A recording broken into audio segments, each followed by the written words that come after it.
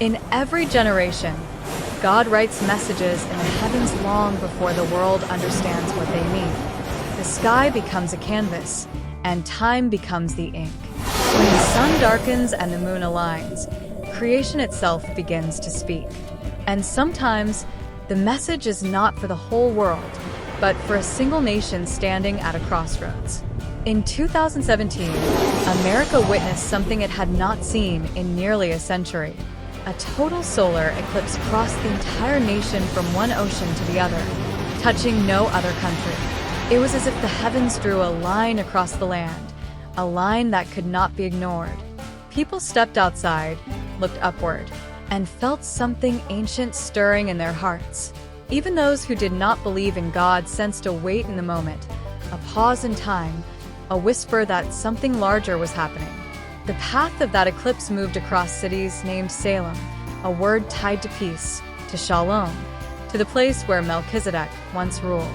It brushed near a town named Nineveh, echoing the ancient story of a prophet sent to warn a nation on the brink. The symbolism was impossible to miss.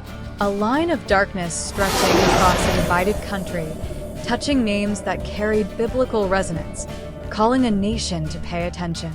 Many felt that the eclipse was a warning, not of destruction, but of direction. A sign that America was entering a season where choices would matter more than ever. A moment where God was saying, "Return to me while there is time." The nation stood under a shadow that lasted only minutes, but the message lingered long after the sunlight returned. 7 years passed. 7 years, the biblical number of completion, the closing of cycles, the finishing of seasons. 7 years of upheaval, shaking, division, and searching. 7 years where the nation wrestled with identity, morality, truth, and unity. 7 years where the spiritual climate grew more intense, more polarized, more urgent. And then, in 2024, the heavens moved again. Another total solar eclipse crossed the United States, this time from the opposite direction. It entered through Texas and carved its way toward the Northeast, crossing states that had been at the center of national conversations, cultural battles, and spiritual tension. When the paths of the two eclipses were overlaid, the result was unmistakable. A perfect X across the United States. Two lines of darkness intersecting in the heartland, forming a celestial crossroads. A mark that looked like a seal, a signature, a verdict, a decision point. The kind of sign that makes even the skeptic pause and wonder. The center of that X fell near Carbondale, Illinois, a region historically nicknamed Little Egypt. It touched places named Salem once again, as if the message of peace and repentance was being repeated. It passed near another town named Nineveh, reinforcing the theme of a nation being given time to turn back to God. The symbolism grew louder, clearer, more undeniable. The heavens do not speak in random patterns. They speak in precision.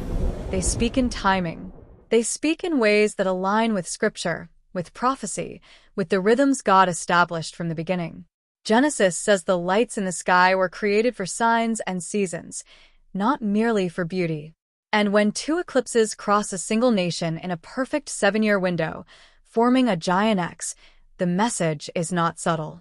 The first eclipse felt like a warning. The second felt like a completion.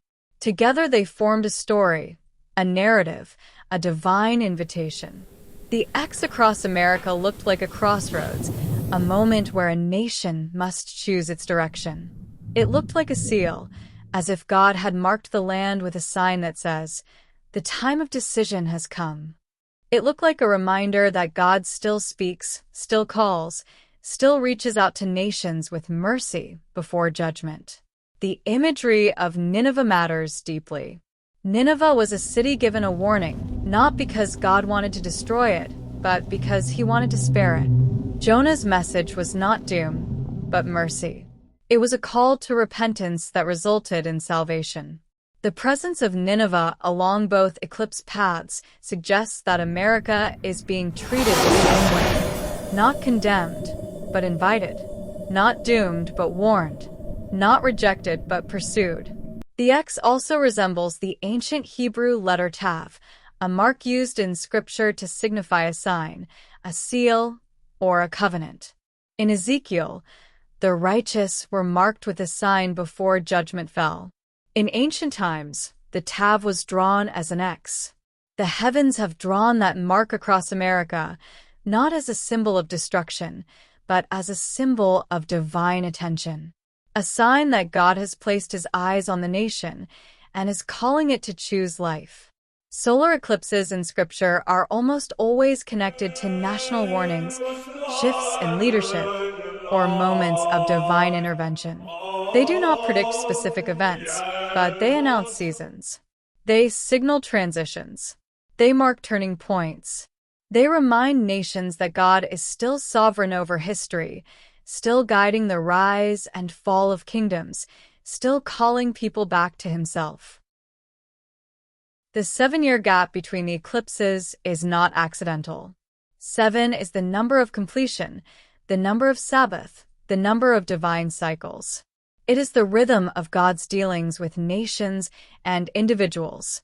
The fact that the 2 eclipses bookend a 7-year window suggests that America has been in a divinely timed season, a period of shaking design to bring the nation to a place of decision.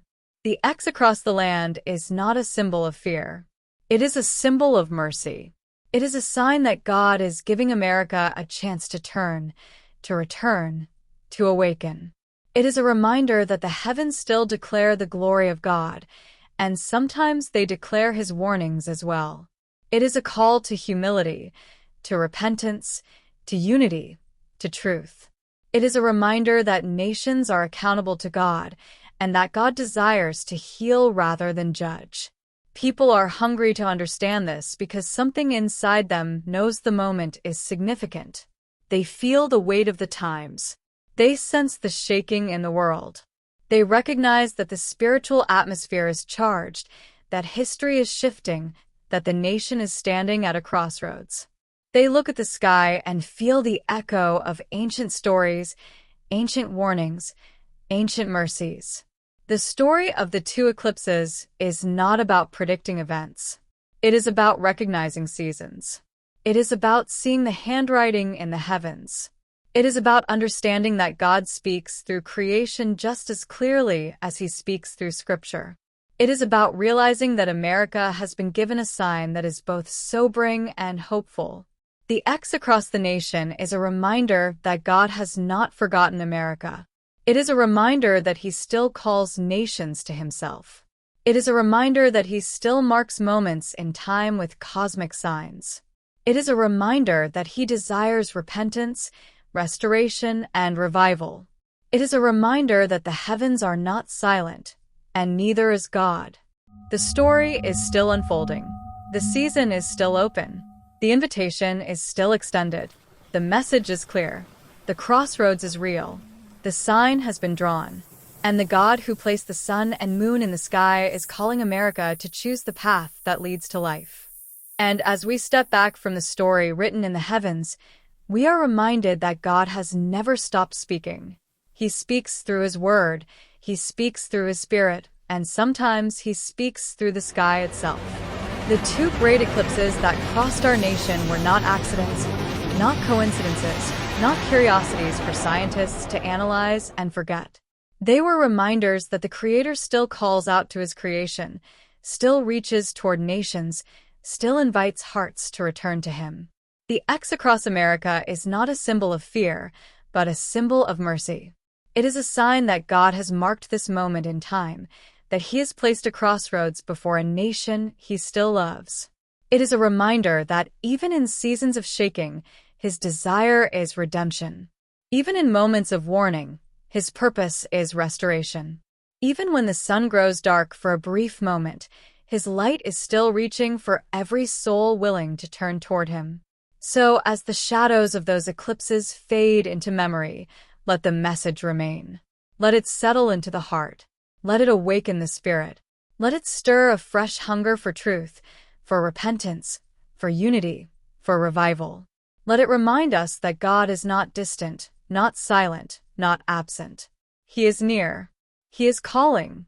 He is inviting this nation to choose the path that leads to life.